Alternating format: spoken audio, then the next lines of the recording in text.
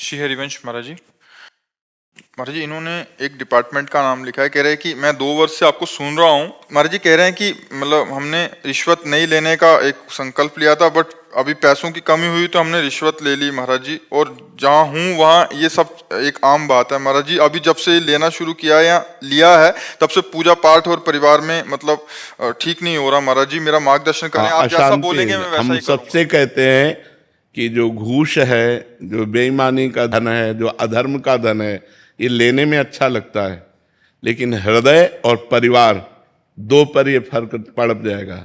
हृदय अशांत हो जाएगा, देखो आप कह रहे हो पूजा पाठ में मन, और परिवार के बच्चों पर, परिवार के सदस्यों पर प्रतिकूल ऐसा प्रभाव पड़ेगा, कलह, अशांति, और ज्यादा अपवित्र धन आ गया तो अपंगता, ऐसे बहुत से घटनाएं हो जाएंगी जिनमें पूरा जीवन बर्बाद हो जाएगा।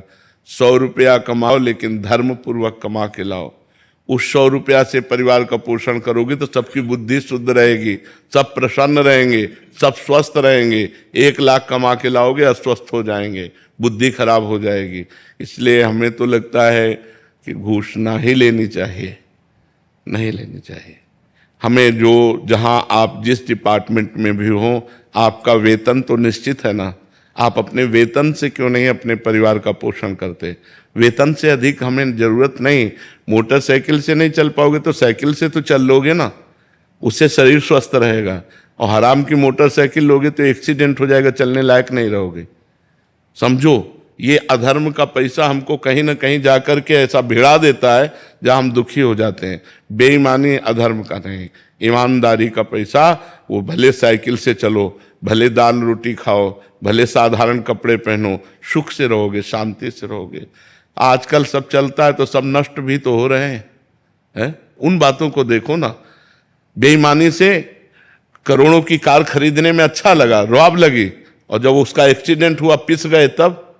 और धर्म से साइकिल से चल रहे हो, आराम से पूरा जीवन व्यतीत हो, वो अच्छा कि बेईमानी से वो करके नष्ट हो जाओ, वो अच्छा? दूसरों को देखते हैं तो लगता है कि इसका तो घर है, 4 गाड़ियां हैं, हमारी भी जिंदगी ऐसी हो। हम धर्म से चलते हैं, चाहे हमको जैसी भी परिस्थिति हो, हम दूसरों से होड़ नहीं मिलाएंगे। तो दूसरों को नष्ट होते हुए भी तो देखते हो ना, तो उधर बुद्धि क्यों नहीं लगाते? दूसरे जो नष्ट हो रहे हैं उन पर भी बुद्धि लगाइए ना। कितने ये दुर्घटनाएं भी तो अपने दिमाग में लाओ कि अधर्म का फल दुर्घटना है, विपत्ति है, दुख है, वो कभी भी हमारे ऊपर आ सकता है। हमें एक कदम पर विश्वास नहीं क्या घटना घटने वाली है विश्वास भला? एक कदम पर हमें विश्वास नहीं। आप आराम से पैदल चले जा रहे हो, वो ठोक दिया आकर के, बैलेंस बिगड़ा उसका, वो आके वो आपको ठोक दिया आकर। तो हम धर्म से चलें, सुरक्षित रहें, भगवान का नाम जप करें, दूसरों को कभी दुख ना दें, तो हमें दुख नहीं मिलेगा। अब हमें तो बिल्कुल इसमें अच्छा नहीं लगता कि आप घूस लेकर के अपना जीवन व्यतीत करें। नहीं, मेहनत की कमाई, धर्म की कमाई। और सरकारी डिपार्टमेंट में एक वेतन निश्चित होता है, तो उस वेतन से अपना परिवार चलाएं। बेईमानी से, जो बेईमानी में गया वो नष्ट हो गया, आज नहीं तो कल। इधर से नष्ट नहीं होगे तो भागवतिक विधान लागू हो जाएगा, वो नष्ट कर देगा। तुम खुद अशांत हो जाओगे, तुम खुद परेशान हो जाओगे, परिवार परेशान हो जाएगा, वो आपको चैन से नहीं रहने देगा। जो धन है ना, इतनी लालसा बढ़ जाएगी कि अधर्म करने में भी आपको सकुच नहीं होगी। इसलिए बेईमानी का धन तो ऐसे डरो जैसे जहर से डरा जाता है कि जहर भोजन में मिल गया तो मार डालेगा।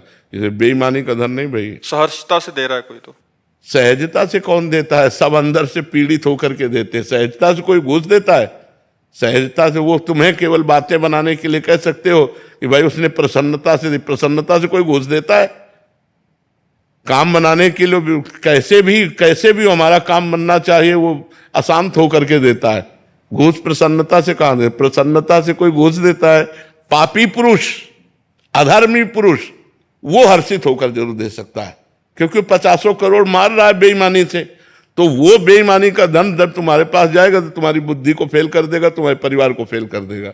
हमारी बातें आज मान लो, नहीं कल दुखी होगे और परिणाम खुद देख लोगे।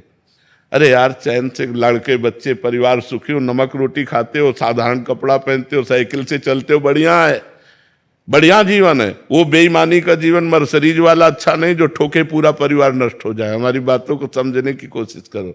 तो जहां तक हो सके हम प्रार्थना करेंगे कि आप